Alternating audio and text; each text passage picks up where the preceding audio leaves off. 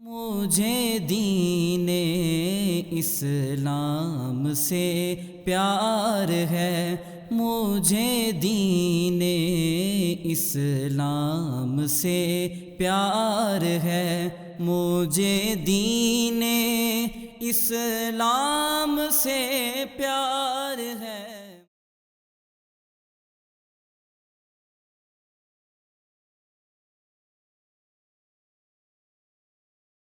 بسم اللہ الرحمن الرحیم نحمدہ ونصلی ونسلم علی رسولہ الکریم اما بعد فاعوذ باللہ من الشیطان الرجیم بسم اللہ الرحمن الرحیم قل للمؤمنین یغضوا من ابصارہم وقل للمؤمنات یغضضن من ابصارہن۔ صدق اللہ العظیم۔ قال النبی صلی اللہ تعالی علیہ وسلم الایمان بضع وستون شعبۃ والحیاء شعبۃ من الایمان او کما قال ان اللہ وملائکتہ یصلون علی النبی یا ایہا الذین آمنوا صلوا علیہ وسلموا تسلیما۔ الصلاۃ والسلام علیک یا سیدی یا رسول اللہ وعلی آلک واصحابک یا سیدی یا حبیب اللہ۔ الصلاۃ والسلام علیک یا سیدی یا سید المرسلین وعلی آلک واصحابک یا سیدی یا خاتم النبیین۔ السلام علیکم ورحمۃ اللہ وبرکاتہ۔ پیارے محترم ناظرین کرام اور نگینہ منزل میں تشریف فرما انتہائی واجب الاحترام پیارے بھائیوں، آج ہم صحیح بخاری کی کتاب الایمان کی تیسرے چیپٹر کی 9ویں حدیث، جس کا آدھا حصہ ہم نے کل پڑھا تھا، آج ہم آدھے باقیہ حصے کی طرف چل رہے ہیں، اور یہ ہمارا پروگرام نشر کیا جا رہا ہے نگینہ سوشل ویلفیئر سوسائٹی انجمن اشاعت دین اسلام کے plate form Nageena T V کے توسل سے، اور ہمارے سربراہ صاحبزادہ بشیر احمد یوسفی صاحب زیدم مجدہ الکریم جنہوں نے ہمیں اس پروگرام کی اجازت دی، اللہ تعالیٰ نگینہ ٹی وی کو اور ان کے سربراہان کو دن دگنی رات چگنی ترقی عطا فرمائے۔ حدیث کا ترجمہ کر کے پھر میں اس کی وضاحت کرتا ہوں۔ حضرت سیدنا ابو ہریرہ رضی اللہ تعالیٰ عنہ سے روایت ہے، فرماتی ہے نبی صلی اللہ تعالیٰ علیہ وسلم نے فرمایا الایمان بضع وستون شعبۃ والحیاء شعبۃ من الایمان۔ ایمان کے 70 سے زائد حصے ہیں اور حیا ایمان کا ایک حصہ ہے۔ کل ہم نے اس کے اوپر بات کی تھی اور میں نے تقریباً 33 حصوں کے بارے میں بتایا تھا۔ باقی جو حصے ہیں وہ اگر ہمیں موقع ملے گا تو انشاءاللہ میں پھر کسی حدیث میں اس کا ذکر کروں گا۔ آج ہم نے بات کرنی ہے الحیاء شعبۃ من الایمان۔ کیا بات ہے کہ آقا کریم صلی اللہ تعالیٰ علیہ وسلم نے بخاری کی اس حدیث میں 70 سے زائد حصوں میں سے صرف حیا ہی کا ذکر کیا۔ اس کا مطلب ہے کہ حیا ایمان کے اندر بہت ہی اہم حیثیت رکھتی۔ یہ حدیث اس کے علاوہ کئی اور مقامات پر کئی اور کتابوں میں بھی موجود ہے، جس میں 2 چیزیں اور بھی ذکر ہیں کہ ایمان کی بنیاد ہے لا الہ الا اللہ، اور یہ اس کا سب سے مضبوط شعبہ ہے، اور سب سے کم ترین شعبہ یہ ہے اماطۃ الاذی عن الطریق، راستے سے تکلیف دہ شے کو ہٹا دینا۔ 2 وہ چیزیں ہیں، ایک ابتدا بتا دی، ایک انتہا بتا دی، اور یہاں بخاری کی اس حدیث میں الحیاء شعبۃ من الایمان، ایمان حیا کے شعبوں میں سے ایک شعبہ ہے۔ اس سلسلہ میں کیونکہ آج ہم نے بات حیا سے تھوڑی سی متعلقہ کرنی ہے، تو میں یہ بتانا چاہتا ہوں کہ لغت میں حیا کی تعریف کیا ہے۔ کہتے ہیں حیا انسان کے اندر پایا جانے والا وہ وصف، وہ خوبی ہے جس کی وجہ سے غیر معروف افعال سر انجام دینے میں انسان کو انقباض ہو۔ انقباض خالصتاً اردو کا لفظ ہے، گھٹن محسوس ہو۔ کوئی غیر معمولی کام کرتے ہوئے انسان کو گھٹن محسوس ہو کہ یار یہ میں کام کرنے لگا ہوں نا، کوئی مجھے دیکھ نہ لے۔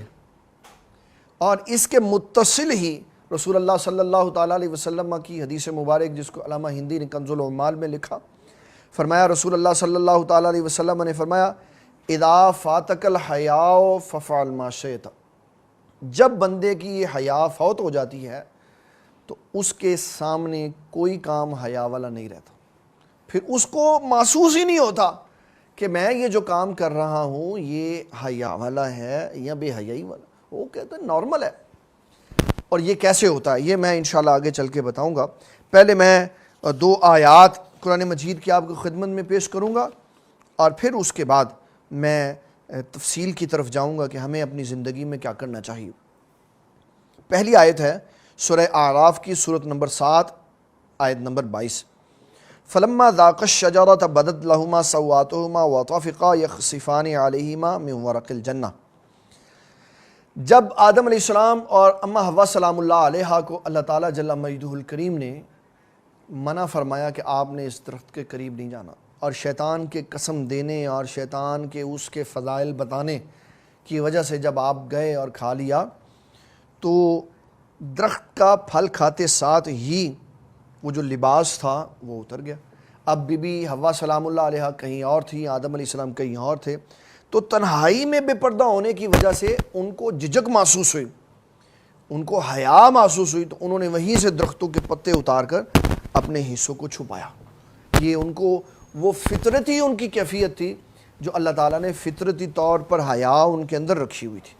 اور یہ بالکل خیال بھی نہیں لانا کہ اماں حوا اور حضرت آدم علیہ السلام آپس میں ایک دوسرے کے سامنے اس طرح ہوئے تھے، نہ وہ کہیں اور تھیں، یہ کہیں اور تھے۔ اور پھر جب تنہائی میں ایسا محسوس ہوا تو پھر انہوں نے اپنی اس کیفیت کو ختم کرنے کے لیے پتوں کے ساتھ، انبیاء سارے حیا والے ہوتے ہیں، انبیاء سارے۔ اس کے اوپر آج میں ایک بڑی خاص روایت آپ کو سناؤں گا، آپ سنیں گے نا تو آپ کی آنکھیں کھلی کی کھلی رہ جائیں گی اور بے دینوں کا منہ کالا ہو جائے گا۔ یہ جملہ یاد رکھنا، بے دینوں کا منہ کالا ہو جائے گا۔ دوسرے نمبر پر جو میں آیت پیش کرنے لگا ہوں، یہ سورۃ قصص کی 25 نمبر آیت ہے، سورۃ نمبر 28 ہے۔ فجاءتہ احداہما تمشی علی استحیاء قالت ان ابی یدعوک لیجزیک اجر ما سقیتنا۔ جو حضرت سیدنا شعیب علیہ السلام کی بیٹی جب پانی پلانے کے لیے آئی اپنے جانوروں کو، اور وہ پیچھے کھڑی ہو گئی کہ یہ سارے افراد چلے جائیں گے تو پھر میں پانی پلاؤں گی۔ موسیٰ علیہ السلام آئے اور انہوں نے جانور پکڑے اور پانی پلایا اور بھیج دیا۔ حضرت شعیب علیہ السلام نے یہ دیکھا کہ یہ تو بڑے تاخیر سے آتی ہیں، آج جلدی کیسے آ گئی؟ تو انہوں نے پوچھا کہ آپ کیوں جلدی آئیں؟ تو بتایا ایک مرد آیا ہوا تھا وہاں پہ، تو اس نے ہمارے جانوروں کو پانی پلا دی۔ تو حضرت شعیب علیہ السلام نے فرمایا جاؤ جا کے اس کو بلا کے لاؤ۔ فجاءت احداہما، تو ان دونوں میں سے ایک حضرت موسیٰ علیہ السلام کے پاس آئی، تمشی علی استحیاء، اللہ فرما رہا ہے اس کے چلنے کے انداز میں حیا تھی۔ موسیٰ علیہ السلام کی بیٹی کے چلنے کے انداز میں حیا تھی۔ اب وہ حیا کیا تھی؟ ایک تو انہوں نے اپنے آپ کو اوپر کپڑے سے ڈھانپا ہوا تھا، دوسرا وہ اس انداز میں چل رہے تھے کہ ان کے چلنے سے پاؤں کی آہٹ محسوس نہیں ہو رہی، دبے پاؤں چل رہے تھے۔ اور جن کے پاس آئے وہ آگے سے حیا والے تھے۔ موسیٰ علیہ السلام نے فرمایا کہ آپ ایسا کریں کہ آپ میرے پیچھے چلیں، میں آگے چلتا ہوں۔ اب جس نے راستہ بتانا ہے وہ پیچھے ہے اور جس نے چلنا ہے وہ آگے۔ اور پھر آپ نے ان کو ترکیب بھی بتا دی کہ جب آپ نے یہ دیکھنا ہے کہ اب ہم نے دائیں مڑنا ہے یا بائیں مڑنا، تو آپ اس طرف ہاتھ کر کے ہاتھ کے اوپر ہاتھ ماریے گا تو میں اس طرف مڑ جاؤں گا، مجھے پتہ چلے گا کہ اب موسیٰ علیہ السلام نے حضرت سیدنا شعیب علیہ السلام کی بیٹی کو پیچھے کیوں کیا اور خود آگے کیوں ہوئے؟ تاکہ دنیا کو یہ پتہ چل جائے کہ انبیاء اتنے حیا والے ہوتے ہیں کہ پردے کے اندر بھی کسی عورت کے اوپر نگاہ ڈالنے کو وہ معیوب سمجھتے۔ یہ ان کا حیا کا ایک طریقہ کار تھا۔ اور آقا کریم صلی اللہ تعالیٰ علیہ وسلم نے جو حیا کے اوپر باتیں بیان کی ہیں وہ میں انشاءاللہ آج عرض کروں گا۔ اس کے لیے میں کچھ ابتدائی طور پہ بات سنانا چاہتا ہوں۔ مردوں کو حکم دیا سورۃ النور کی آیت نمبر 30 میں، قُل لِّلْمُؤْمِنِينَ يَغُضُّوا مِنْ أَبْصَارِهِمْ، جب لڑکا بالغ ہو جائے تو اس کو حکم ہے آنکھیں جھکا لو، لیکن بالغ ہوتے ساتھ تو نئی نئی چیزیں دیکھنے کو دل کرتا۔ اس کا مطلب ہے بالغ ہونے سے پہلے اس کو سمجھایا جائے بیٹے آنکھیں نیچے۔ اس کے لیے میرے پاس بخاری میں روایت موجود ہے، حضرت سرکار کائنات صلی اللہ تعالیٰ علیہ وسلم جب حج فرما رہے تھے تو آپ کی اونٹنی پر پیچھے سوار تھے فضل بن عباس، آپ کے چچا کے بیٹے، حضرت ابن عباس کے بھائی فضل بن عباس۔ تو آقا کریم صلی اللہ تعالیٰ علیہ وسلم نے محسوس کیا کہ جس خاتون نے حضرت فضل بن عباس کی موجودگی میں حضور پاک صلی اللہ علیہ وسلم سے مسئلہ پوچھا نا، تو انہوں نے فضل بن عباس کو دیکھا، تو آپ نے جب ایسے گھوم کر دیکھا تو فضل بن عباس بھی ان کو دیکھ رہے تھے، تو آپ نے ایسے کر کے ہاتھ پیچھے کیا، چھوٹے بچے تھے، تو آپ نے فرمایا بیٹے غیر عورتوں کو نہیں دیکھتے، یہ تربیت ہے، غیر عورتوں کو نہیں دیکھتے۔ اس کا مطلب ہے نابالغی کی عمر میں پہلے سمجھانا پڑے گا کہ بچوں، پیارے بیٹوں، غیر عورتوں کو نہیں دیکھتے، غیر عورتوں کو۔ اب غیر کون ہے اور اپنی کون ہے، یہ سنیں۔ اللہ تعالیٰ فرماتا ہے قُلْ لِلْمُؤْمِنَاتِ يَغْضُضْنَ مِنْ أَبْصَارِهِنَّ، اے نبی صلی اللہ تعالیٰ علیہ وسلم مسلمان عورتوں کو حکم دیجئے اپنی نگاہوں کو جھکائیں، وَيَحْفَظْنَ فُرُوجَهُنَّ، اور اپنی پارسائی کی حفاظت، اپنی عزت کی حفاظت کریں، وَلَا يُبْدِينَ زِينَتَهُنَّ، اور اپنا حسن و جمال، اپنا بناؤ سنگار نہ دکھائیں، الا ما ظہر منہا، مگر جو خود بخود نکل جاتا ہے۔ وہ کیا ہے؟ وہ ہے ہاتھ، پیر اور چہرہ، ہاتھ، پیر اور چہرہ۔ وَلْيَضْرِبْنَ بِخُمُرِهِنَّ، اپنے گریبانوں پر دوپٹہ ڈالیں، سر کے اوپر سے لے کے گریبانوں پر، عَلَى جُيُوبِهِنَّ، یعنی وہ ایسے پورا کور کر لے آپ کو، اوپر سے آگے سے نیچے سے۔ وَلَا يُبْدِينَ زِينَتَهُنَّ، اور اپنا بناؤ سنگار ظاہر نہ کریں، إِلَّا لِبُعُولَتِهِنَّ، مگر شوہر کے لیے۔ کس کے لیے؟ یہ بیوی مراد ہے۔ او آبائہن، یا اپنے باپ کے لیے، بیٹی مراد ہے۔ او آبائی بعولتہن، یا شوہروں کے باپ، سسر کے لیے، سسر اور بہو مراد ہے۔ او ابنائہن، یا اپنے بیٹوں کے لیے۔ او ابنائی بعولتہن، یا شوہروں کے بیٹوں کے لیے۔ شوہروں کے بیٹے کون ہیں؟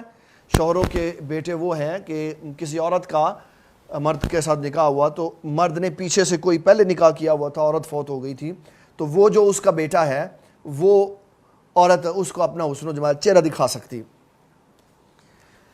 او اخوانہن، اپنے بھائیوں کو دکھا سکتی۔ او بنی اخوانہن، اپنے بھتیجوں کو۔ بھتیجے کون ہوتے ہیں؟ بھائی کے بیٹے۔ او بنی اخواتہن، اپنے بھانجوں کو، اپنے بہن کے بیٹوں کو۔ او بنی او نسائہن، اور اپنی دیندار بہنوں کو، مذہبی بہنوں کو۔ آگے جو لفظ فرمایا او ما ملکت ایمانہن، اپنی کنیزوں کو، تو یہ اس وقت صورت موجود نہیں ہے کنیزوں اور غلاموں والی، اس لیے میں اس کو نہیں اس کی طرف جا رہا۔ اب التابعین غیر اولی الاربہ من الرجال، مردوں میں سے وہ جو عمر جوانی کی گزار چکا، بوڑھا آدمی، گھر میں رہنے والا کوئی ملازم ایسا ہے جو اتنا بوڑھا ہے کہ وہ شیخ فانی ہے، اس کے سامنے بے پردہ جانے میں کوئی حرج نہیں ہے۔ اور پھر فرمایا او الطفل الذین لم یظہروا علی عورات النساء، اور یہاں میں ایک ٹرم کا لفظ بولوں گا، کوئی علیحدہ اگر میں مجھ سے پوچھنا چاہے تو میں اس کی وضاحت کر دوں گا، لیکن میں سب کے سامنے اس کی وضاحت نہیں کر سکتا۔ ولا فرمایا او التابعین غیر اولی الاربۃ من الرجال او الطفل الذین لم یظہروا علی عورات، وہ چھوٹے وہ بچے جنہیں کعبہ کا نہیں پتہ، جنہیں کعبہ کا نہیں پتہ، یعنی تبدیلیوں کا نہیں پتہ، اور ان کے اندر ابھی مرد اور عورت کا کانسیپٹ جدا جدا نہیں ہوا، تو ان کے سامنے بھی عورت چہرے کے بے پردگی کے ساتھ جا سکتی ہے۔ یہ وہ ہیں جو قرآن مجید نے بیان کی ہیں۔ ان کے علاوہ عورت اپنا حسن و جمال کسی کو نہیں دکھا سکتی۔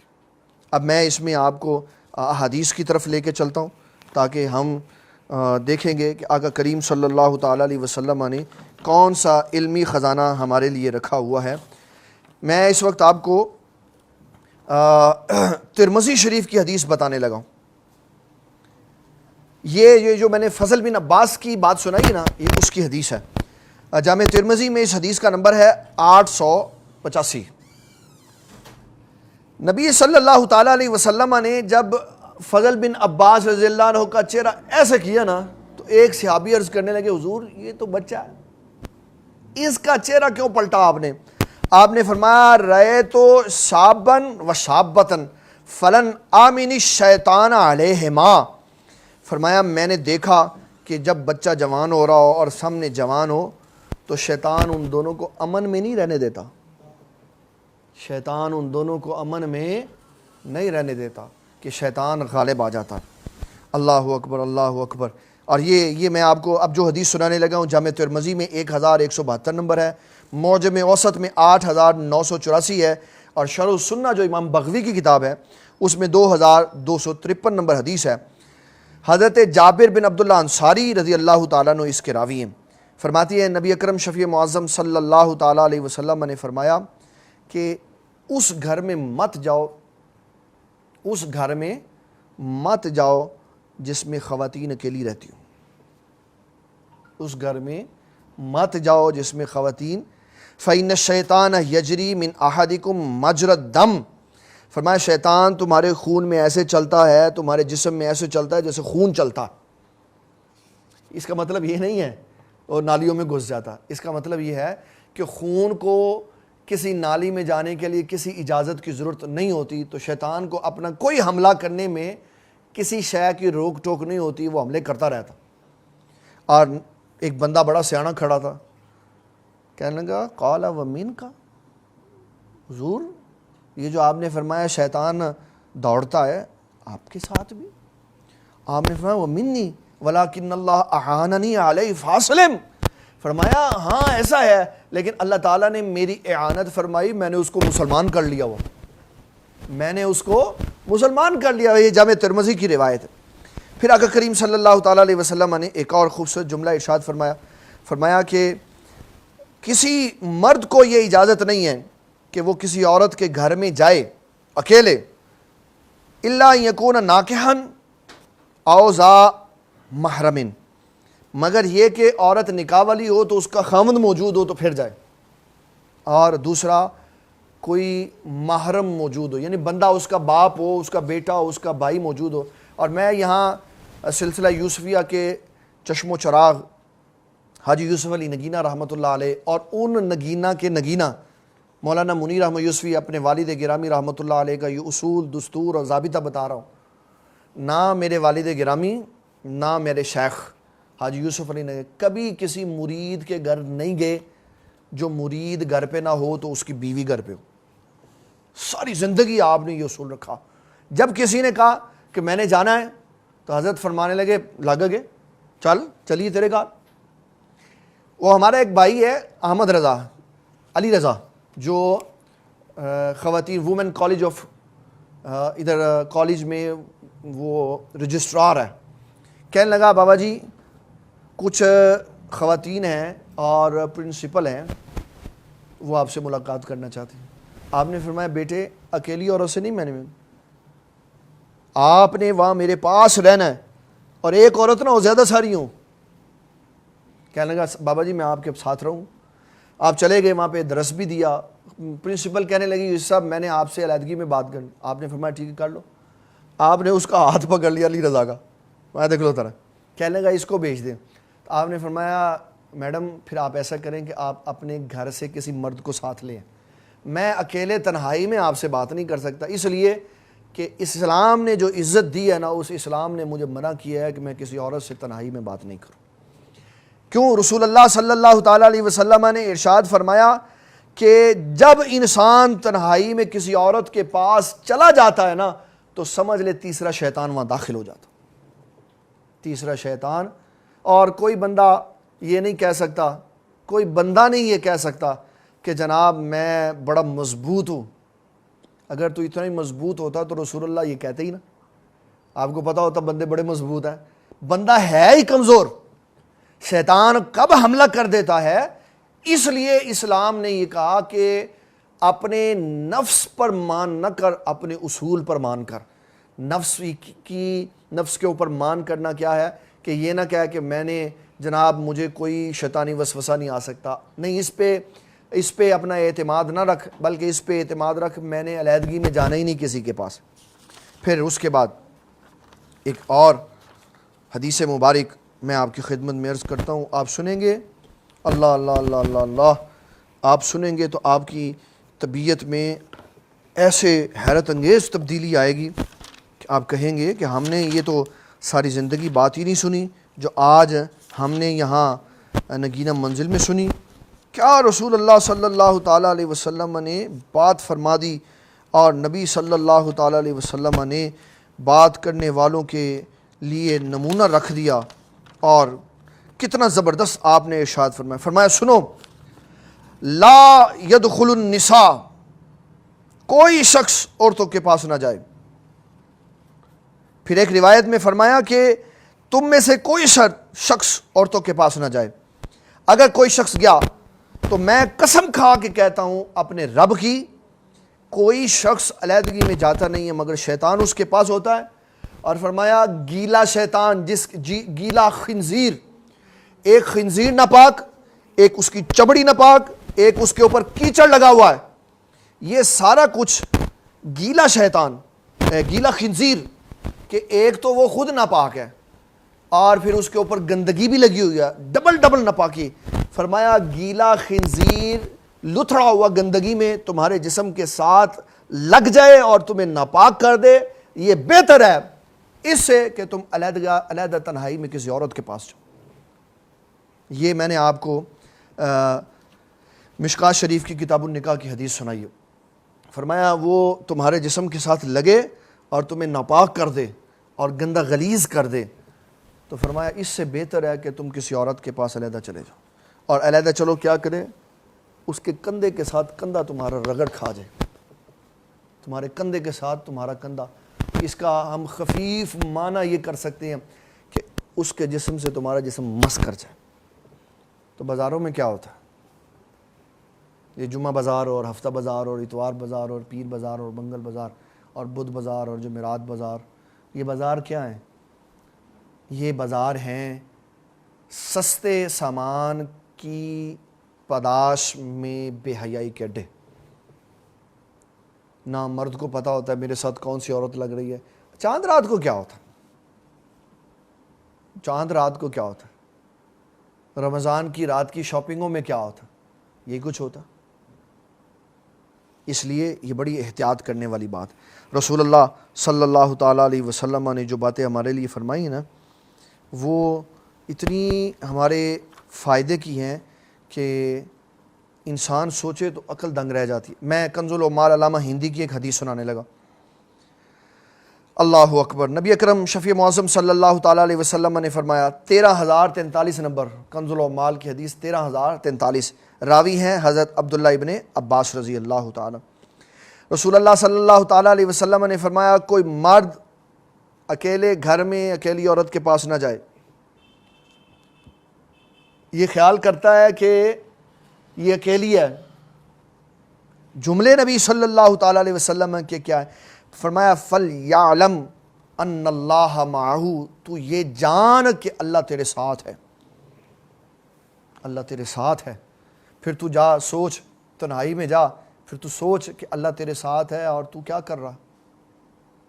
کل ہم نے اس میں حدیث پڑھی تھی کہ اگر برائی کرتے ہوئے موت آ گئی تو انسان ویسے ہی اٹھے گا، تو اگر تنہائی میں غیر محرم عورت کے قریب انسان موجود ہوا، وہاں موت آ گئی تو کیا بنے گا۔ اور پھر یہ کہا کہ یہ جان، یہ خیال کر کہ جب تو اور یہ خاتون اکیلی ہیں تو سمجھ رہا ہے کہ ہم دو ہیں، کہا نہیں اللہ بھی تیرے ساتھ ہے۔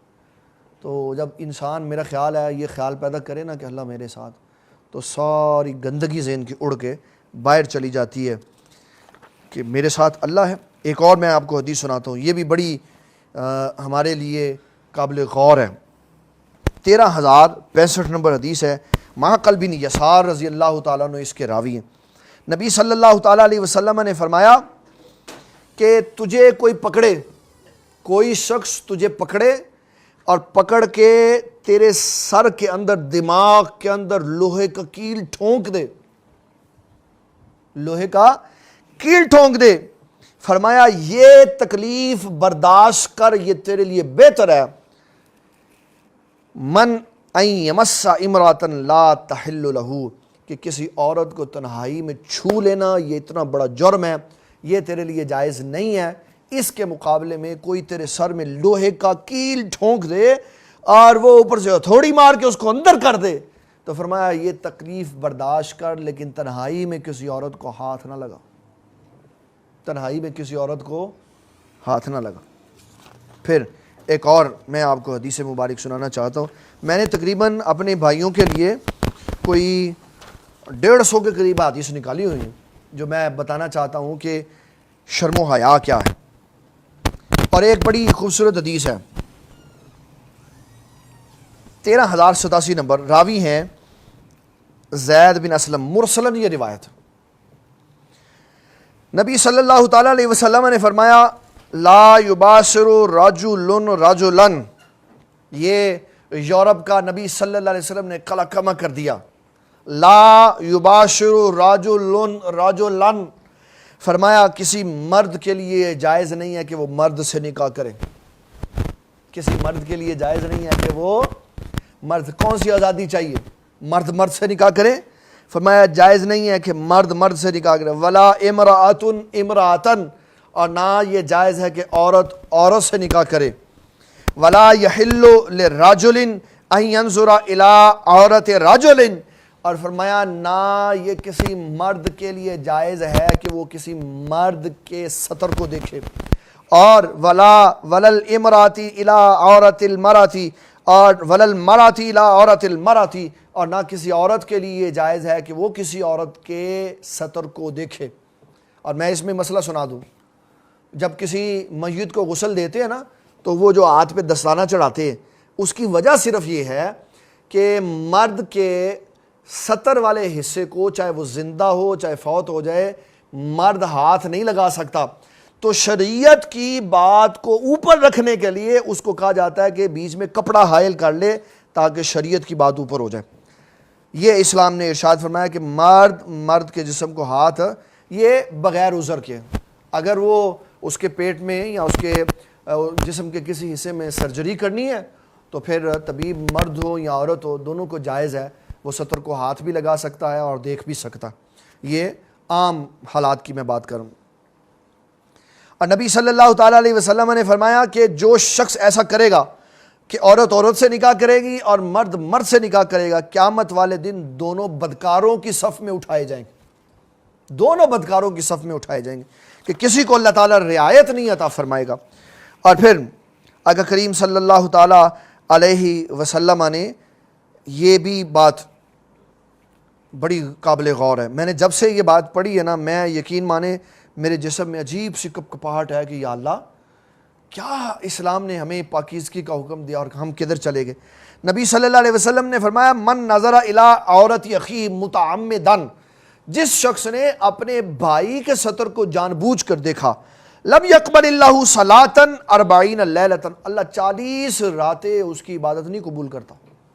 جو بھائی اپنے بھائی کے سطر کو دیکھتا 40 راتیں, یہ 40 راتیں فکس نہیں ہیں. اس سے مراد ہے کہ وہ دیکھے اور پھر توبہ نہ کرے, دیکھے تو پھر توبہ نہ کرے. اگر اس نے دیکھ لیا, اس کی نگاہ پڑ گئی یا اس نے ارادتاً دیکھ لیا, پھر سچے دل سے اگلی ہی نماز سے پہلے توبہ کر لیتا ہے تو اس کی نمازیں اگلی والی قبول ہوں گی. یہ بغیر توبہ کے, یہ بغیر توبہ کے بات ہے. پھر نبی اکرم شفیع معظم صلی اللہ تعالیٰ علیہ وسلم نے ایک بڑا اور خوبصورت ارشاد فرمایا, جو ارشاد ہمیں انتہائی توجہ کے ساتھ سننا چاہیے کہ ہمارے آقا کریم صلی اللہ تعالیٰ علیہ وسلم نے کیا فرمایا. کتب اللہ علی ابن آدم نصیبہ من الزنا, اللہ تعالیٰ نے ابن آدم کے حصوں میں برائی لکھی ہوئی ہے. فالعینان زناہما النظر, آنکھوں کا گناہ دیکھنا ہے غیروں کو, آنکھوں کا گناہ غیر عورتوں کو دیکھنا. اذنانی زناہما الاستماع, اور کانوں کا گناہ یہ ہے کہ غیر عورت کی آواز سننا, مردوں کے لیے غیر عورت کی آواز سننا, چاہے وہ نعت پڑھ رہی ہو, چاہے وہ نعت پڑھ رہی ہو, چاہے وہ قوالی پڑھ رہی ہو, چاہے وہ گانا کرا رہی ہو, اور چاہے وہ خبریں پڑھ رہی ہو, چاہے وہ خبریں پڑھ رہی ہو. اگر ہم اس حدیث کو سمجھ گئے تو نہ تو ہم فیس بک پہ ڈرامے دیکھیں گے اور نہ ہم فیس بک کے اوپر نعتیں سنیں گے. کیوں؟ مرد مردوں کی نعتیں سنیں اور عورتیں عورتوں کی نعت سنیں. مردوں کو عورتوں کی نعتیں سننا, اور یہ سارے پاکستان کی لڑکیوں نے ایک بندے کو اپنا بھائی بنایا ہوا ہے کہ یہ ہمارا بھائی ہے, یہ فلانا ہمارا بھائی ہے, ہم اس کی نعت بڑے شوق سے. بھائی شاہی کوئی نہیں ہے, بھائی وہی ہوتا ہے کہ یہ اور وہ ایک ہی ماں باپ کے بطن سے پیدا ہوئے, وہ بھائی ہوتے ہیں. جس طرح ہم جس معاشرے میں رہتے ہیں, کوئی تعلق دار, کوئی رشتہ دار یا غیر عورت کے ساتھ بات چیز جڑ جائے، یعنی میری بہن بن گئی، اسی سے تو اسلام نے روکا ہے۔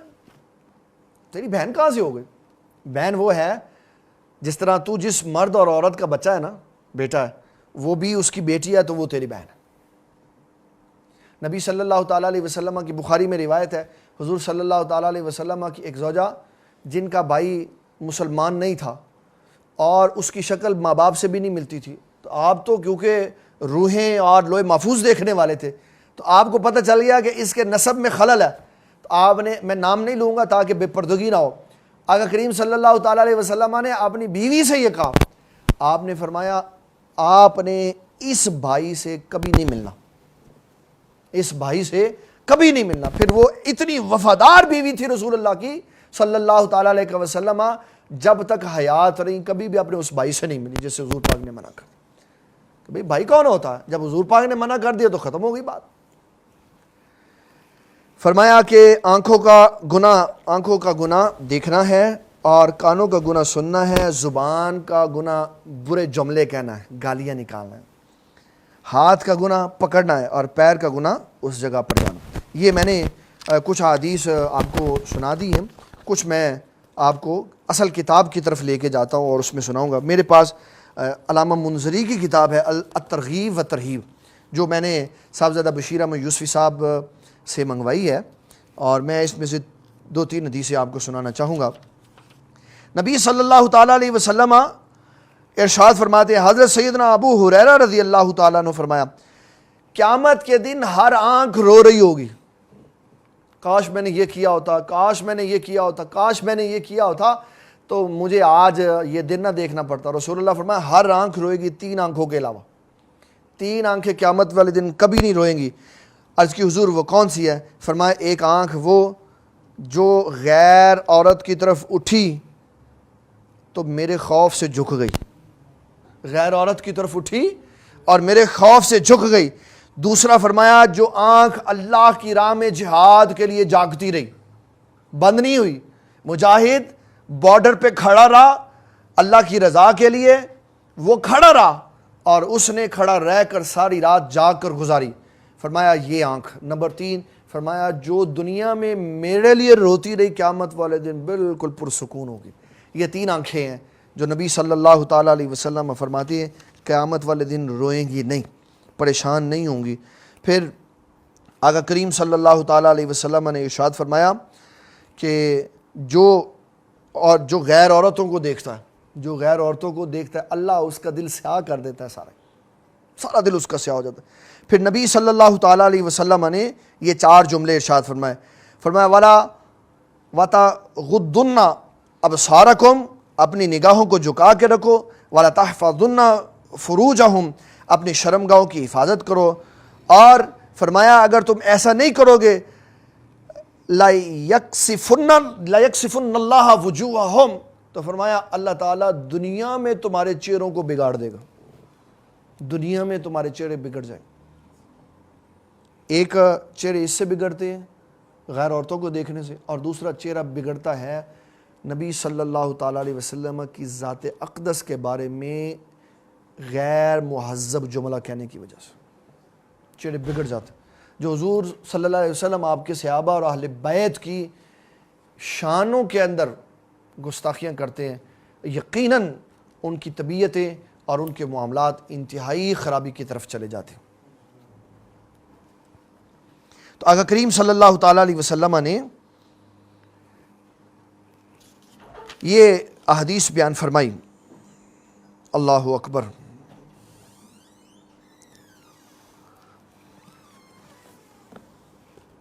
اب میرے پاس مشکات شریف ہے، کتاب النکاح، اس کا دوسرا چیپٹر ہے جو میں آپ کی خدمت میں حدیث عرض کرنا چاہ رہا ہوں، اور یہ بڑی سننے والی قابل غور بات ہے کہ نبی اکرم شفیع معظم صلی اللہ تعالیٰ علیہ وسلم نے کیا فرمایا۔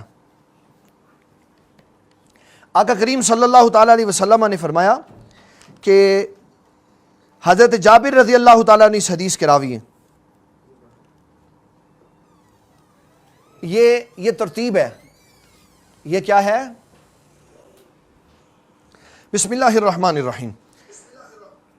پردے کے اور حیا کے احکامات میں ہم پڑھ رہے ہیں امام مسلم کی روایت صحیح مسلم شریف سے، اور راوی ہیں اس کے حضرت جابر بن عبداللہ انصاری رضی اللہ تعالیٰ. یہ میں نے پہلے بھی حدیث سنائی ہے، اس کو میں رپیٹ کر دیتا ہوں. نبی اکرم شفیع معظم صلی اللہ تعالیٰ علیہ وسلم نے فرمایا کہ کوئی شخص مرد کسی عورت کے پاس تنہائی میں وقت نہ گزارے مگر یہ کہ اس کا محرم اس کے پاس موجود ہو. ایک بڑا ہمارے ہاں بڑا کامن سا مسئلہ ہے سب گھروں میں. اگر ایک بھائی مذہبی ہے یا دیندار ہے، اس کی شادی ہو جاتی ہے، اب وہ چاہتا ہے میری بیوی شرعی پردہ کرے، میری بیوی شرعی پردہ کرے. شرعی پردہ کیا ہے کہ جس کی بیوی ہے صرف اس کے سامنے آ سکتی ہے، دوسرے کسی بھائی کے سامنے نہیں آ سکتی. اور بہت بڑا یہ خرابی ہے ہمارے معاشرے میں. سب سے پہلا یہ عذر پیش ہوتا ہے کہ اگر عورت پردہ کرتی ہے اور وہ چاہتی ہے کہ میں اپنے دیوروں اور جیٹھوں کے سامنے نہ جاؤں، تو اس کو کہا جاتا ہے یہ تیرے سارے بھائی ہیں.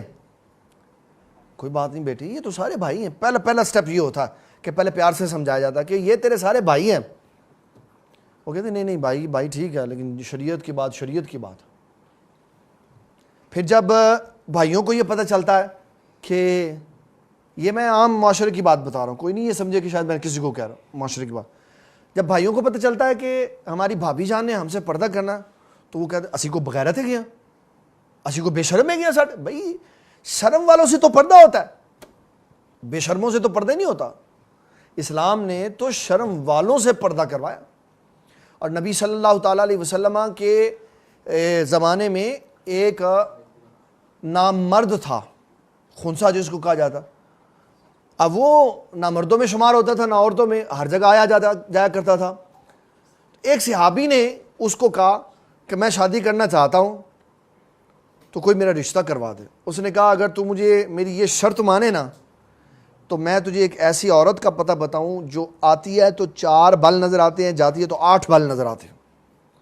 آقا کریم صلی اللہ تعالیٰ علیہ وسلم نے فوری طور پر حکم ارشاد فرمایا آئندہ کے بعد اس کو اپنے گھر میں داخل نہیں ہونے دیں. اور یہ میں کنز العمال کی ایک حدیث میرے پاس موجود ہے جو میں نے اسی بات کو ساتھ ملانے کے لیے رکھی ہوئی تھی. آقا کریم صلی اللہ تعالیٰ علیہ وسلم نے فرمایا اللہ تبارک و تعالیٰ جل مجد الکریم 13046 نمبر حدیث، لعن اللہ بیتن یدخل المخنث، فرمایا جس گھر میں مخنث ہجڑا داخل ہوتا ہے اللہ اس گھر والوں پر لعنت فرماتا ہے. اس گھر والوں پر لعنت ہوتی ہے کہ یہ باپردہ عورتوں میں داخل ہو گیا، اب یہ عورتوں کو دیکھے گا، جا کے مردوں کو بتائے گا اس گھر میں ایسی عورتیں رہتی. اور میں اس سے آگے کی بات کرتا ہوں، فقہائے کرام نے پاک طیب اور شریف گھروں میں بازاری کام کرنے والی عورتوں کی بھی ممانعت کی ہے کہ ایسی عورتوں کو اپنے گھروں میں کام پر نہیں لگانا چاہیے. جو تیرے گھر میں بھی جاتی ہے، اس کے میں جاتی ہے، اس کے بھی جاتی ہے، اس کو جا کے بتائے گی کہ اس کے میاں اور بیوی میں آپس میں یہ سلوک ہوتا ہے، اس کو بتائے گی اس کے میاں بیوی اور آپس میں یہ سلوک ہوتا ہے. اور دوسروں کے شوہروں کے سامنے کسی کی بیوی کی تعریف کرنا یہ ایسے ہے، میں اس کی آپ کو مثال نہیں سنا سکتا کیونکہ میرے پاس ایسے افراد بیٹھے ہوئے ہیں جو بھی تازہ ذہن ہیں، ان کی ذہن کسی اور طرف چلا جائے گا. بڑی خوفناک بات، انسان کا رجحان اس طرف ہو جاتا کہ اچھا یار میں نے ایک بزرگوں کا کال سنا، ہو انہوں نے اتنی کمال بات کی، ان کی بیوی کے ساتھ لڑائی ہو گئی. تو ایک علم والا کہنے لگا مجھے آپ اپنا مسئلہ بتائیں میں آپ کی صلح کرا دیتا ہوں. کہنے لگے نبی صلی اللہ تعالیٰ علیہ وسلم نے فرمایا کہ بیوی کی بات غیر بندے کو نہ بتاؤ، بیوی کی بات غیر بندے کو نہ بتاؤ. میں اس لیے بتا نہیں سکتا میرا اور میری بیوی کے درمیان میں کیا معاملہ ہو. کچھ عرصے بعد ان کی طلاق ہو گئی. وہ کہنے لگے کہ وہ علم والا شخص کہنے لگا اس بندے سے کہ اب بتا دو کہ تمہاری کیا معاملات کی خرابی تھی جس کی وجہ سے یہ ہوا تھا. آپ نے فرمایا کہ مجھے نبی صلی اللہ تعالیٰ علیہ وسلم نے منع کیا ہے کہ غیر عورتوں کے بارے میں بات نہیں کرنی. جب وہ میری بیوی تھی تب بیوی کی بات بتانے کی ممانعت تھی، اب وہ غیر ہو چکی ہے اس لیے اب اس کی بات بتانے کی ممانعت ہے. اس لیے میں نہیں بتا سکتا کہ میری بیوی اور میرے درمیان میں کیا ہوا تھا، اب اس لیے نہیں بتا سکتا کہ اب وہ میری بیوی ہے نہیں، اب وہ غیر عورت ہے، اب میں غیر عورت کی بات کیوں بتاؤں؟ تو اس لیے اپنے شوہر اور میاں بیوی دونوں اس بات کا خیال رکھیں، بیوی اپنے شوہر کے سامنے کسی غیر عورت کی تعریف نہ کرے، اور غیر عورت شوہر اپنی بیوی کے سامنے کسی اور کے شوہر کی تعریف نہ کرے، یہ رجحان تبدیل ہو جاتا۔ آقا کریم صلی اللہ علیہ وسلم نے تو گھر اتنے بچائے کہ انسان کی عقل دنگ رہ جاتی۔ آپ نے فرمایا اگر کسی گھر میں بیوہ رہتی ہو تو کسی شوہر کو حق نہیں ہے کہ اپنی بیوی کے ساتھ اس کی موجودگی میں محبت سے ہنس کے بات کرے، فرمایا اس کے دل کو تکلیف ہوگی کہ اگر میرا شوہر ہوتا تو میرے ساتھ بھی ایسے بات کر۔ آقا کریم صلی اللہ علیہ وسلم تو اتنا اعلیٰ نظام دیا، تو نبی صلی اللہ تعالیٰ علیہ وسلم نے فرمایا کہ اس گھر پہ لعنت ہوتی ہے جس گھر میں مخنث جیسا آدمی چلا جاتا۔ اور حضرت عبداللہ ابن ام مکتوم نابینا تھے،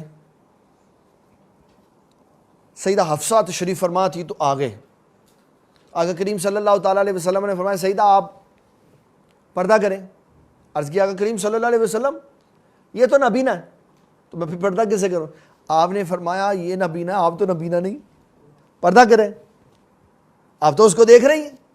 اور اچھا یہ جملہ بتاتا ہے کہ پردہ یہ نہیں ہے کہ جناب یہ لگا لو ابھی سارا پاکستان دیکھو،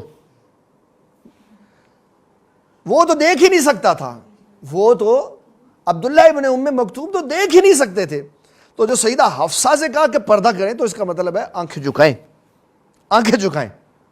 تو جو خواتین برقع پہنتی ہیں ان کو چاہیے کہ وہ برقعے کے ساتھ ساتھ آنکھیں بھی جھکا کے رکھیں، تاکہ صحیح معنوں میں پردے کا۔ میں آپ کو شیخ شہاب الدین سہروردی کی بات سناتا ہوں۔ بعض عقیدے کے برے آدمی کہتا چھٹو جی صوفیاں دی گلاں ایہو جے ہوندے نے، تو ایہو جا پردہ کر کے وکھا، گل کرنا تو وڈی۔ شیخ شہاب الدین سہروردی آپ کے بارے میں عوارف المعارف میں لکھا ہوا 20 سال آپ نے ساری جوانی کبھی سڑک اور بازار، آپ کی مسجد اور گھر کے درمیان میں بازار پڑتا تھا، آپ کبھی بھی ایسے نہیں گزرے کہ آپ نے اپنی آنکھوں پہ پٹی نہ باندھی ہو۔ ایک بچے کو رکھا ہوا تھا آپ فرماتے تھے میری لاٹھی کو پکڑو اور آگے چلو، میں لاٹھی پکڑ کے پیچھے چلتا ہوں، مجھے میرے گھر سے لے کے مسجد میں چلے جاؤ، میں نے آنکھوں پہ پٹی باندھی ہوئی ہے، کسی غیر عورت پہ میری نگاہ نہ پڑ جائے، غیر عورت پہ نگاہ نہ پڑ جائے۔ یہ اسلام ہے۔ حضور صلی اللہ تعالیٰ علیہ وسلم آپ فرماتے ہیں، اور یہ دیکھیں کتنا خوبصورت اسلام کا پیغام ہے۔ فرمایا اگر کسی کو پتہ چلے کہ فلاں خاندان میں ایک لڑکی ہے جو بڑی حسب و نسب والی، جاہ و جلال والی، تقوی والی، شرافت والی ہے، تو ٹو نہیں لگانی چاہیے۔ میں ہوں ویکھاں اب کیا کروں، وہ تو فون نمبر کتوں میں ملے گا، وہ تو واٹس ایپ کتوں ملے گا، فیس بک تو کیڑی شکل ہی جاندی ہے۔ نبی صلی اللہ تعالیٰ علیہ وسلم نے دل کو جلانے سے بالکل محفوظ فرمایا اگر کسی معاشرے کی، کسی خاندان کی کوئی عورت تجھے اچھی لگتی ہے تو اس کو نکاح کا پیغام بھیج دے، اگر وہ مان لیتے ہیں تو نکاح کر دے، نہیں مانتے تو اپنی توجہ کسی اور طرف کر لیں۔ یہ ہمارے آقا صلی اللہ تعالیٰ علیہ وسلم کی تعلیمات ہے۔ اور پھر آقا کریم صلی اللہ تعالیٰ علیہ وسلم نے کتنے خوبصورت جملے ارشاد فرمائے، اللہ اللہ اللہ۔ حضرت علی المرتضیٰ رضی اللہ تعالیٰ عنہ سے فرمایا علی، اور اس میں یہ دکھائیے گا پینسل، اس میں ایک بڑی بات میں آپ کو سنانے لگا ہوں، آپ سنیں گے تو آپ کی عقل دنگ رہ جائے گی۔ رسول اللہ صلی اللہ تعالیٰ علیہ وسلم نے فرمایا کسی مرد کے لیے یہ جائز نہیں ہے، کسی مرد کے لیے یہ جائز نہیں ہے کہ اپنی ران مرد کے سامنے کھولے۔ کتھے گئے پلوان سارے نکے نکے کچھے پا کے اور پورے ہی ننگے ہوتے، چھوٹا سا ایک جسم کو چھپانے کے لیے ایک آڑ رکھی ہوتی ہے، اور جناب کہہ رہے ہیں جی اسی پلوان ہاں جی، اسی دودھ پینے ہاں جی، اسی زور لانے ہاں جی۔ مولانا سردار احمد صاحب رحمۃ اللہ علیہ محدث اعظم پاکستان پہلوان ہوتے تھے، آپ نے اپنی ساری زندگی میں کبھی بھی کشتی قمیض اور شلوار اتار کر نہیں کی تھی، پورے لباس کے ساتھ کرتے تھے، کہتے تھے کشتی کرنا میرا شوق ہے اور جسم چھپانا یہ میرے آقا کو پسند ہے۔ میں نے اس کشتی کو کیا کرنا ہے کہ میں ننگا ہو جاؤں اور میری عزت ہی کوئی نہ رہے اسلام اور دین میں. پورا لباس پہن کے کشتی کرتے تھے, بہت بڑے پہلوان تھے. حضرت سیدنا حسن بصری بہت بڑے پہلوان تھے, دیکھیں آپ ان کی سیرت پڑھیں, انہوں نے کبھی اپنے لباس کو نہیں اتارا اور لباس کے ساتھ ہمیشہ کشتی کی. ایک دن کیا ہوا, ایک پتلا سا پہلوان جو نیا نیا آپ کے سامنے آ گیا, آپ نے اس کو ایسے پکڑا گردن سے تو اس کو تھوڑا سا بل دیا نا, تو کہنے لگا حسن میں آل رسول ہوں خیال کری, میں آل رسول ہوں خیال کری. آپ نے دوبارہ بازو کھولی اور نیچے ہو گئے. رات خواب میں حضور صلی اللہ علیہ وسلم تشریف لائے. آپ نے فرمایا حسن تو نے ہمارے پتر کا خیال رکھا, ہم نے تیرا خیال رکھا. حضرت حسن فرماتے ہیں مجھے شاید کسی شے سے اتنی عزت نہیں ملی جتنی آل رسول کا احترام کرنے سے ملی. آج تو لوگ اتنی لمبی زبان کر کے آل رسول کے اوپر کہہ دیتے ہیں, بات کرتے ہیں. ہمارے اسلاف جنہوں نے اسلام کی سالوں خدمت کی, وہ کہتے ہیں ہم آل رسول کا اتنا احترام کرتے ہیں, اگر کوئی دھوکے سے بھی آل رسول بن کے آ جائے نا اور ہمیں پتہ ہو کہ یہ آل رسول نہیں ہے, ہم اس کے اس دھوکے کا بھی لحاظ کرتے ہیں, اس کا پردہ فاش نہیں کرتے کہ یہ ہمارے پاس آل رسول کی عزت کروانے آیا. ہم تو آل رسول کی عزت کر رہے ہیں, ہمیں اللہ نے اس کا ثواب دے دینا. تو نبی اکرم شفیع معظم صلی اللہ تعالیٰ علیہ وسلم فرمایا کسی زندہ اور کسی مردہ کے لیے جائز نہیں ہے کہ وہ اپنے سامنے کسی کے سامنے اپنا سطر کھول دے. اور پھر ایک میں اس کو بڑی ٹیکنیک سے بات کروں, میں پردے میں بات کروں گا, باقی سمجھنا آپ کا کام ہے, کیونکہ بعض باتیں انسان اس حد سے آگے نہیں جا سکتا. رسول اللہ صلی اللہ تعالیٰ علیہ وسلم فرمایا کسی شادی شدہ عورت مرد کو راہ جاتے ہوئے کوئی عورت اچھی لگتی ہے, نکاح تو نہیں ہو سکتا. نکاح کے لیے تو ایک پورا کرائٹیریا رکھا ہوا کہ پہلے رشتے آتے ہیں پھر دیکھے جاتے ہیں. اب وہ فوری طور پر اس کا ذہن مائل ہو گیا ادھر, تو فرمایا اپنے گھر چلا جائے, وہ اپنے گھر. اور یہ جو شادی شدہ خواتین ہیں ان کو دو ہاتھوں سے میں یہ گزارش کروں گا, میری اسلام کی عظیم خواتین کبھی انکار نہ کرو, کبھی انکار نہ کرو. تمہارا انکار خرابی کی طرف چلا جائے گا, تمہارا انکار خرابی کی طرف چلا جائے گا. اللہ تعالیٰ ہمارے ملک پاکستان کی عورتوں کو اسلام کے مطابق زندگی گزارنے کی توفیق عطا فرمائے. آخری بات میں عرض کروں گا, پھر اس کے بعد سوالات کے جوابات دیں. رسول اللہ صلی اللہ تعالیٰ علیہ وسلم نے فرمایا کہ جس شخص نے عورت کو دیکھ کر ایسے اس کی طرف آنکھ اٹھائی, ابھی پڑھی نہیں تھی تو خیال آیا کہ اللہ دیکھ رہا ہے, پھر نیچے کر لی, فرمایا نبی صلی اللہ تعالیٰ علیہ وسلم نے اللہ اس کی عبادت میں لذت پیدا فرما دے. ہماری عبادتوں میں لذت کدھر ہے؟ ہم کبھی ادھر دیکھتے ہیں کبھی ادھر دیکھتے ہیں, ساری لذتیں ختم ہو گئی ہیں. اگر عبادت میں لذت چاہیے تو حرام کام چھوڑ دیں, حرام چھوڑ دیں گے تو اللہ عبادت میں لذت پیدا فرمائے گا. اگر کسی کو مسئلہ پتہ نہ ہو, بغیر ارادے یعنی غلطی سے بھائی کے سطر کو دیکھ لے, نظر پڑ جائے, تو کیا توبہ استغفار کے علاوہ کوئی حل نہیں. دوران طواف تو مرد اور عورت اکٹھی ہوتی ہیں, وہاں پر بندہ کیا کرے؟ اتنا رش, جب کہ میرا خیال ہے ہر بندہ وہاں ماں بہن بیٹی سمجھتا ہے, جب کہ ان کے ساتھ رشتہ کوئی نہیں ہے. دیکھیں اس میں جو فلسفہ اسلام نے ہمیں سمجھایا ہے نا, وہ سب سے بہترین ہے کہ جب آپ اللہ تعالیٰ کے گھر میں ہیں تو وہاں صرف آپ کے ذہن میں اللہ کا خیال ہو. آپ اللہ کے پاس گئے, جو جاتے ہیں نا کعبے کے پاس, کس کے پاس جاتے ہیں؟ کعبے کے پاس, وہ ادھر ادھر دیکھتے ہیں. اور جو جاتے ہیں اللہ کے گھر میں اللہ کے پاس, وہ ادھر ادھر نہیں دیکھتے. یہ ہمارے مرزا صاحب کو بھی یہ مسئلہ سمجھ نہیں آیا ابھی تک. وہ کہتا ہے فلانا بزرگ گیا کعبے کھولتے, کعبہ اپنی روحانیت نال نہیں سیے گا. تو بیٹھا, میں تجھے سمجھاتا ہوں مسئلہ اصل میں ہے کیا. میں جب آئیں گی نا یہ حدیثیں ساری کعبہ شریف کی طواف کی, تو پھر میں سارے مسئلے سمجھاؤں گا ان کو کہ کعبہ کیا ہے.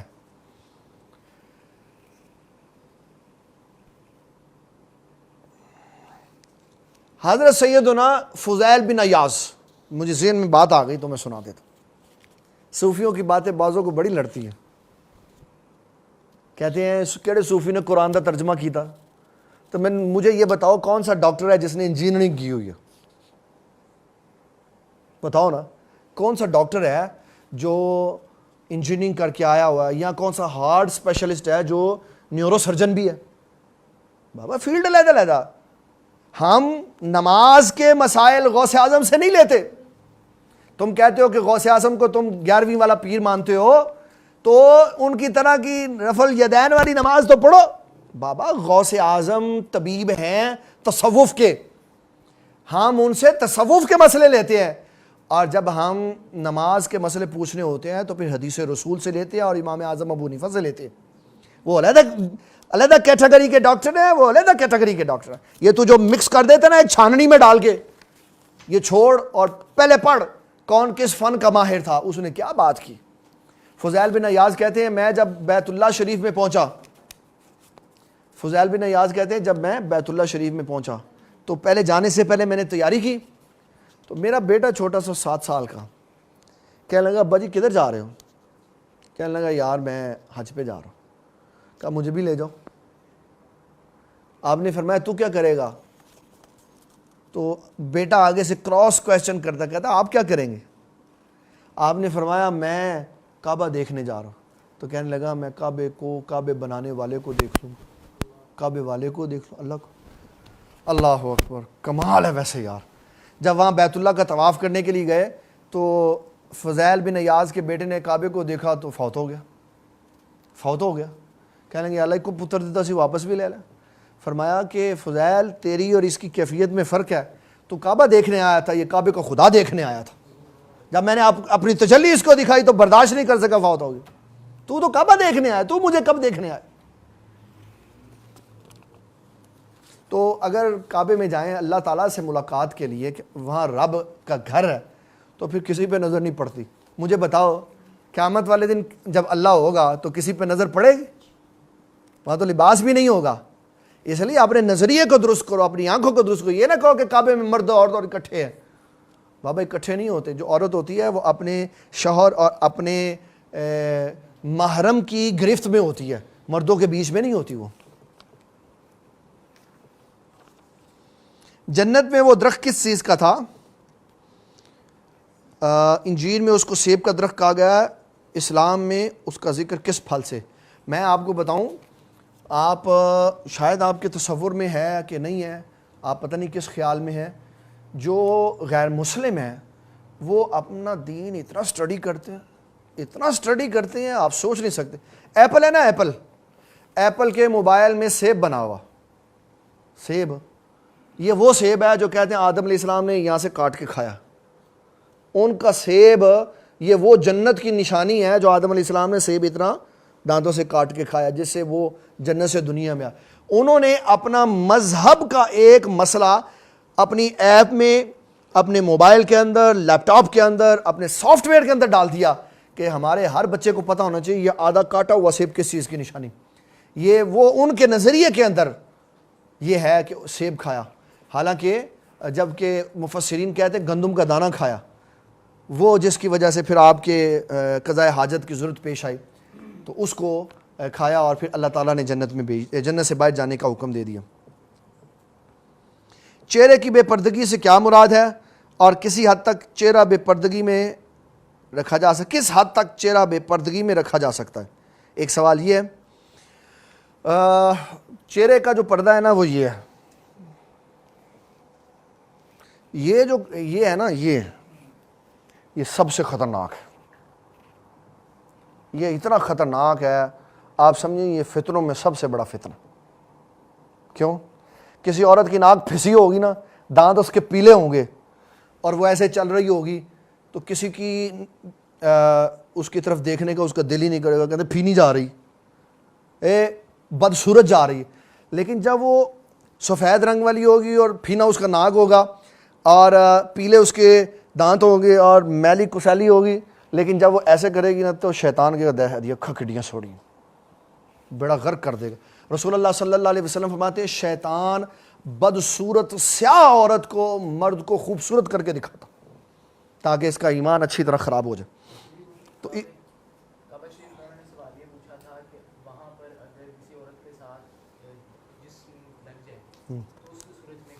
میں اچھا چلیں ابھی جب میں سارے سوال کر لوں گا پھر آپ مجھے یہ دوبارہ سوال ریپیٹ کیجئے گا, میں اس کی وضاحت کر دوں گا.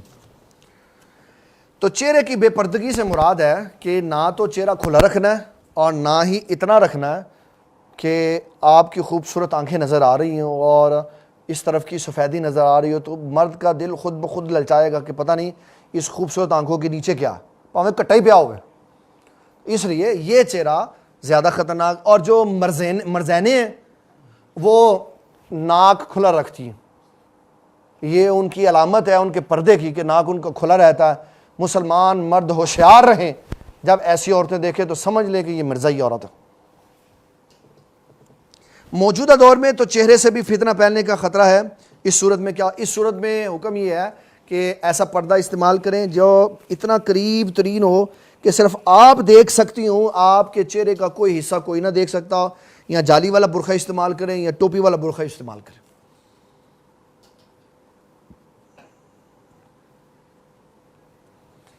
کیا یہ سارے مسائل صرف مسلمانوں کے لیے ہیں؟ یعنی مسلمان مرد عورت غیر مسلم مرد اور عورت کا چہرہ دیکھ سکتے ہیں جیسے کہ یورپ میں رہنے والے مسلمان مرد اور عورت, غیر ملک میں رہنے والے مسلمان مرد اور عورت؟ بڑا سمپل سا مسئلہ ہے.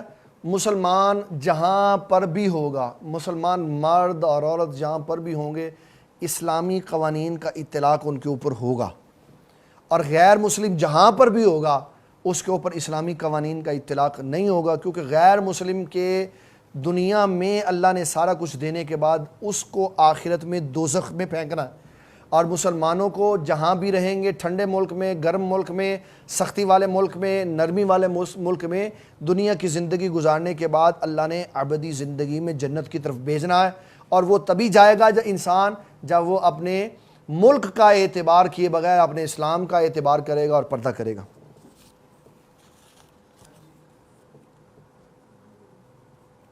رشتہ دیکھنے کے لیے جانا کیسا ہے؟ جو مرد ساتھ جاتے ہیں جیسے لڑکے کا خود لڑکے کا بھائی کزن وغیرہ, جیسے لڑکا خود لڑکے کا بھائی کزن وغیرہ. دیکھیں, جب کسی کا رشتہ دیکھنے کے لیے جائیں, تو ہم نے جو رشتے کیے ہیں ایک آدھ کے علاوہ, کچھ کے علاوہ, ہماری نسل میں جو رشتے ہوئے ہیں وہ اسی طرح ہوئے ہیں کہ لڑکی والوں نے لڑکی دیکھی, لڑکے والوں نے لڑکے دیکھے.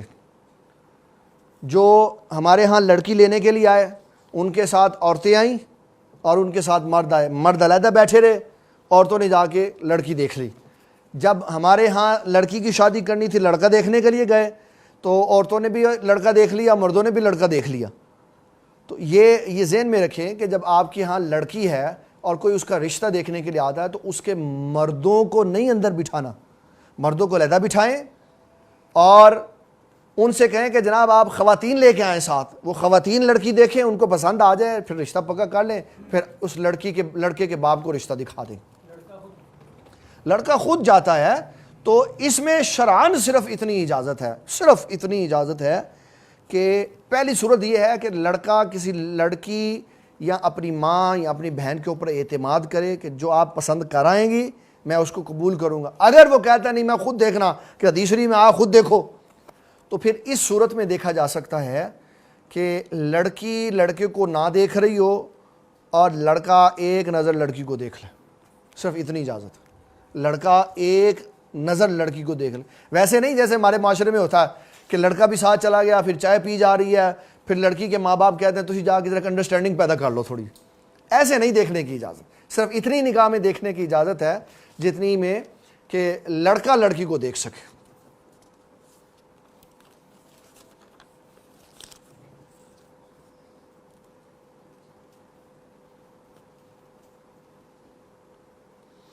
میرا سوال یہ ہے کہ ہماری مسجد میں ایک آدمی اذان کہتا ہے تو اس کی اذان میں گلی میں موجود کتا آواز نکالنی شروع کر دیتا ہے, لیکن جب کوئی اور شخص اذان کہتا ہے تو کتا آواز نہیں نکالتا.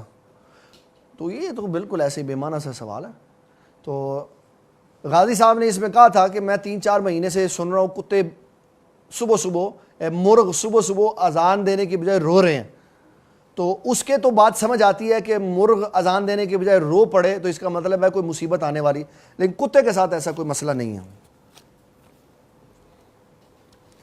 اگر عورت کو کسی غیر مرد کی نعت شریف, اگر عورت, سوال میں تھوڑی سی گرامیٹکلی غلطی ہے, عورت کسی غیر مرد کی نعت نہیں سنا سکتے تو پھر مسجدوں میں مردوں کے پروگراموں میں عورتوں کے لیے بھی باپردہ انتظام ہوتا ہے اور خطابات مرد حضرات کے ہوتے ہیں۔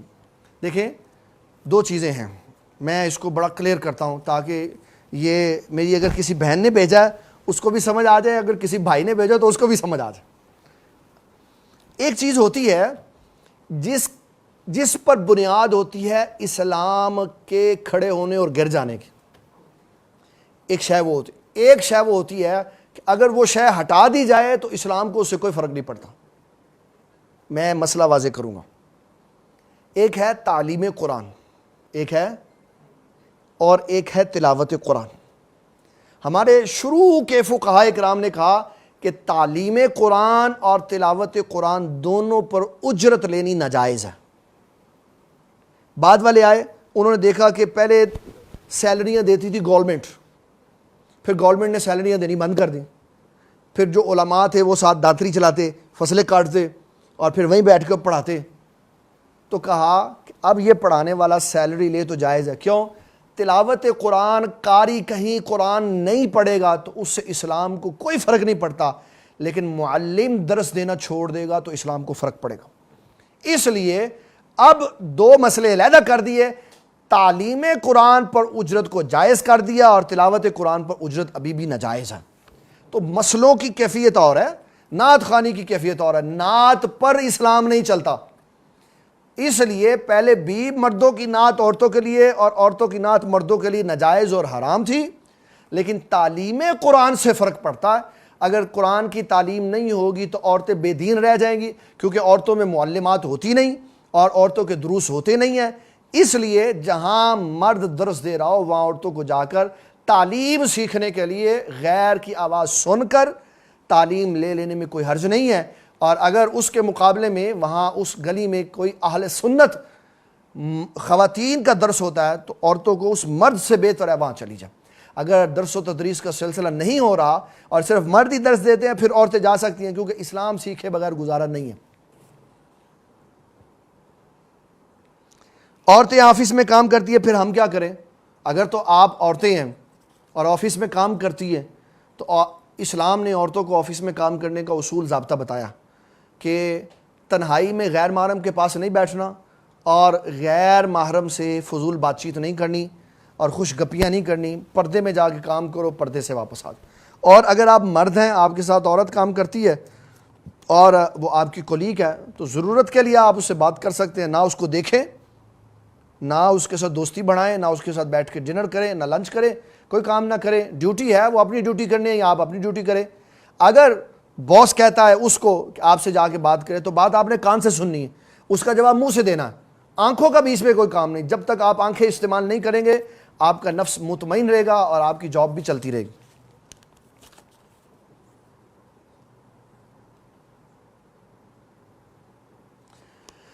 آپ نے پہلوانوں کی کشتی کی بات سنائی، کیا آل رسول کے مقابلے میں حضرت جنید بغدادی نہیں تھے؟ تو میں نے کس کا نام لیا؟ اچھا، میں اگر حسن بصری کا نام لے چکا ہوں تو میں معافی چاہتا ہوں، جنید بغدادی ہی تھے۔ بہت شکریہ جس نے یہ میرا مسئلہ درست کیا۔ ہمارے اس بھائی نے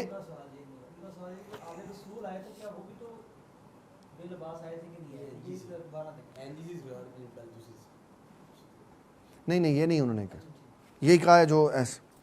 اچھا، یہ میرے بھائی نے آج مجھے تھوڑا سا جھنجھوڑا ہے، کہنا کل آپ نے کہا تھا کہ میں وہ والا سوال کا جواب دوں گا، تو میں نہیں دوں گا کیونکہ آج کا وہ ٹاپک اتنا وسیع تھا کہ اس کا احاطہ کرتے کرتے ابھی میں نے 150 حدیث میں سے تقریباً 20 کے قریب حدیثیں سنائیں، باقی میں ضمناً اس کو روک گیا ہوں، اس لیے کہ اگر ہم ساری حدیثیں سناتے نا تو رات بیت جانی تھی۔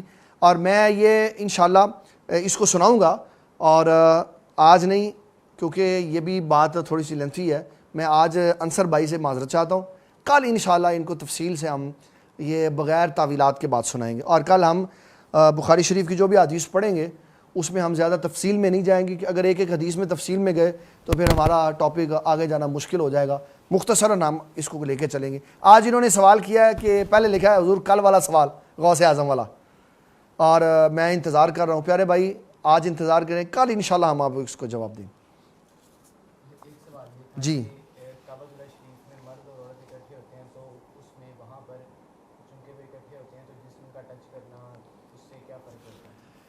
دیکھیں بھائی کہ ابھی میں نے اس کا جواب پہلے مختصراً دیا، ابھی میں مختصراً عرض کرتا ہوں کہ جب بندہ کعبۃ اللہ میں یہ سوچ کے جاتا ہے نا کہ میں وہاں اللہ تعالیٰ کی عبادت کے لیے جا رہا ہوں، تو میں اپنے ذاتی نظریے اور تجربے سے یہ بات بتانا چاہ رہا ہوں کہ آپ جب بھی کعبۃ اللہ جائیں تو پہلے یہاں سے ٹریننگ لے کے جائیں۔ میں نے اپنے والد گرامی کے ساتھ حج عمرہ نہیں کیا کبھی بھی، میرے بھائی صاحب نے کیا، میری ہمشیرہ نے کیا، میرے بھتیجوں نے، بھتیجی نے، میرے بھانجوں نے، سبھی نے کیا۔ ان سارے احباب کو بھی پتہ ہے اور میرے بھائی اور میری بہن کو بھی پتہ ہے کہ میرے والد گرامی رحمۃ اللہ علیہ کا یہ طریقہ کار ہوتا تھا کہ آپ رش کے اندر نہیں جاتے تھے، آپ کا طواف لمبا طواف ہوتا تھا سب سے، کہ لوگ خانہ کعبہ کے قریب آتے تھے تو آپ پیچھے ہو گئے کہ کسی کے جسم کے ساتھ جسم نہ لگے، کسی کے جسم کے ساتھ جسم نہ لگے۔ جب حج نہیں ہے تو یہ کیفیت ممکن ہے کہ آپ جس جگہ کھڑے ہیں آپ کا جسم کسی سے نہ لگے، اور اگر عورتیں ہیں تو ان کو کبھی بھی حجر اسود چومنے کے لیے آگے نہ جانے دیں۔ وہ جب جائیں گی تو پھر 20 افراد کا جمگٹھا ہوگا اور زور پڑے گا اور ایک دوسرے کے جسم کے ساتھ جسم لگے گا، اس سے تھوڑا سا پرہیز کرنا چاہیے اور سائیڈ پہ ہٹ کے طواف کرنا چاہیے۔ جب حج کی کیفیت ہو تو اس حج کی کیفیت میں کیونکہ رش بہت زیادہ ہوتا ہے تو عورت اپنے محارم کے آگے رہے تاکہ اس کے ساتھ کسی کا جسم نہ لگ سکے۔ ایک سوال یہ بھی آیا ہے، ایک بندے کے پاس 18 لاکھ روپے ہیں، 18 لاکھ مزید قرض لیتا ہے اور ماہانہ قسط ادا کرتا ہے، 1 سال مکمل ہونے پر 7.5 لاکھ ادا کر دیتا ہے، بقیہ رقم پاس موجود ہے، زکوٰۃ کتنی ادا کرے گا؟ 3.5 لاکھ روپے کے اوپر 7 لاکھ نہیں، 18 ہے اور 7.5 لاکھ ادا کر دیا، کتنے رہ گئے باقی؟ 10.5 لاکھ رہ گئے، 10.5 لاکھ کے اوپر زکوٰۃ ادا کرے گا، 10.5 لاکھ کے اوپر۔ ایک چیز اس میں یہ، کیونکہ انہوں نے مسئلہ پوچھا ہے، اب اس کی میں تھوڑی سی وضاحت کر دیتا ہوں۔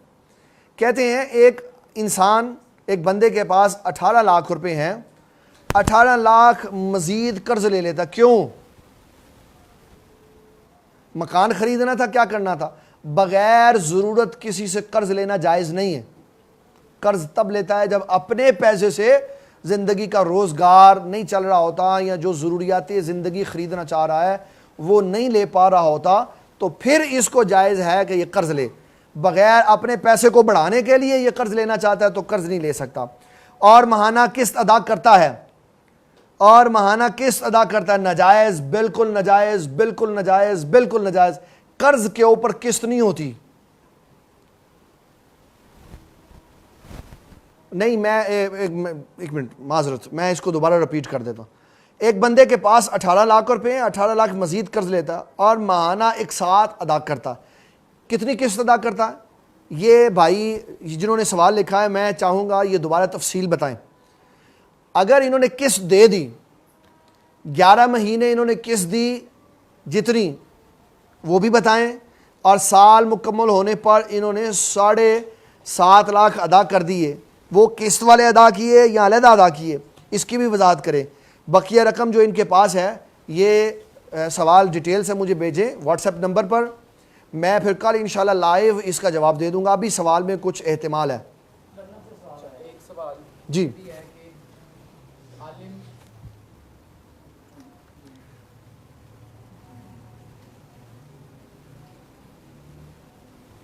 عالم کی تعریف کیا ہے؟ کیونکہ عموماً یہ سمجھا جاتا ہے جس نے درس نظامی کیا ہوتا ہے وہ عالم ہوتا ہے۔ پیارے بھائی، اگر ہم صحابہ کرام رضوان اللہ تعالیٰ علیہ مجمعین کو دیکھیں تو ہمیں پتہ چلتا ہے کہ عالم وہ عالم ہوتا ہے جس کو کم از کم ناسخ منسوخ کا پتہ ہو، جس کو کم از کم فرائض، واجبات، سنن کے علم کے بعد کم از کم اس کو ناسخ منسوخ کا پتہ ہو کہ کون سی حدیث کس حدیث کی وجہ سے منسوخ ہو چکی، کون سی آیت کا حکم کس آیت سے بدل چکا، یہ کم از کم اس کو علم ہو تو وہ عالم کی صف میں آئے گا اور وہ اس قابل ہے کہ لوگوں کو واعظ کر سکتا ہے۔ اور جس کو یہی نہیں پتا کہ کون سی آیت کون سی حدیث منسوخ. بخاری میرے پاس پڑی ہے, یہ تو میں نے بھی بتانا ہے. جب انشاءاللہ اس کے درس آگے چلیں گے تو میں بتاؤں گا بخاری شریف میں 20 احادیث ایسی ہیں جو صحیح ہیں, مرفوع ہیں, متصل ہیں, ان کی سند میں بھی خلل کوئی نہیں ہے, ان کی سند بیان کرنے والے بھی جلیل القدر صحابہ ہیں, لیکن اس کے باوجود وہ حدیثیں قابل عمل نہیں ہیں کیونکہ ان کے مقابلے میں دوسری حدیث نے اس حکم کو منسوخ کر دیا ہوا. لوگوں کو جب یہی نہیں پتا کہ کون سا علم ناسخ میں چلا جاتا ہے, کون سا منسوخ میں چلا جاتا ہے, کون سی حدیث کون سی آیت کس کو نسخ کر دیتی ہے, اس وقت تک وہ متعلم ہے, عالم کے صف میں نہیں آتا. اور عالم کے صف میں آنے کے لیے اس کو کم از کم یہ ضروری خود پڑھ لے, اگر سمجھ سکتا ہے تو. جنہوں نے خود پڑھا انہوں نے اپنا اشر دیکھ لیا, جنہوں نے علم والے لوگوں سے پڑھا انہوں نے قرآن مجید کو بھی غور سے. اچھا میں ایک سوال کرتا ہوں, لوگ کہتے ہیں ہمارا معصومانہ سوال ہے, معصومانہ سوال کرتے ہیں. بزرگوں کے بے ادب معصومانہ سوال نہیں کرتے, اس کو سوال کرتے ہوئے یہ کہنا چاہتا ہے پھپھے کٹنا والا سوال ہے گا. معصومانہ سوال وہ کرے جو شریف النفس ہو, جس کی زبان سے بات نکلے تو صحابہ اور اہل بیت کی اور رسول اللہ صلی اللہ علیہ وسلم کے پیارے بندوں کی عزت و شان میں نکلے, وہ معصومانہ سوال کر. میں ایک معصومانہ سوال کرتا ہوں کیونکہ ہم صحابہ کی بھی عزت کرتے ہیں, اہل بیت کی بھی عزت کرتے ہیں, اولیاء اللہ کی بھی عزت کرتے ہیں. ایک سادہ سا سوال ہے, اچھا یہ بتائیں کہ لوگ ساری درس نظامی پڑھے تو عالم ہوتے ہیں, جو درس نظامی نہ پڑھے وہ عالم نہیں ہوتا, یہ لوگوں کا خیال ہے. چلو درس نظامی تو بعد میں شروع ہوئی. یہ بتاؤ حضرت عمر بن خطاب نے سورۃ البقرہ 12 سالوں میں حضور سے کیسے پڑھی تھی؟ آپ تو فصیح اللسان عربی دان تھے, آپ تو خود قرآن کھول کے سارے معنی نکال سکتے تھے, پھر آپ کو کیوں 12 سال لگے حضور پاک سے سورۃ بقرہ پڑھتے ہوئے؟ اس کا مطلب ہے عمر بن خطاب جیسا شخص بھی ہو تو دین تبھی سمجھ آتا ہے جب رسول اللہ کے سامنے بیٹھ کے پڑھا جائے. جب اساتذہ کے سامنے بیٹھ کے نہیں پڑھا جائے گا تو دین سمجھ نہیں آئے گا. میں نے یہ میرے پاس کتاب پڑھی ہوئی ہے, وہ آپ کتاب لائیں, تفسیر ابن عباس, یہ سامنے بالکل سامنے تفسیر ابن عباس پڑھی ہوئی ہے. ہاں میں آپ کو دکھاتا ہوں.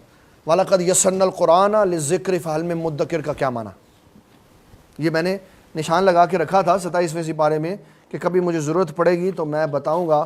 وَلَقَدْ يَسَّرْنَا الْقُرْآنَ لِلذِّكْرِ فَهَلْ مِن مُدَّكِرٍ. 27واں سپارہ سورۃ القمر, سورۃ الرحمن کے بعد ہے. اور میں اپنے پیارے بھائی آصف بھائی کو بھی دکھانا چاہوں گا, یہ 4 مرتبہ ہے اس صورت میں.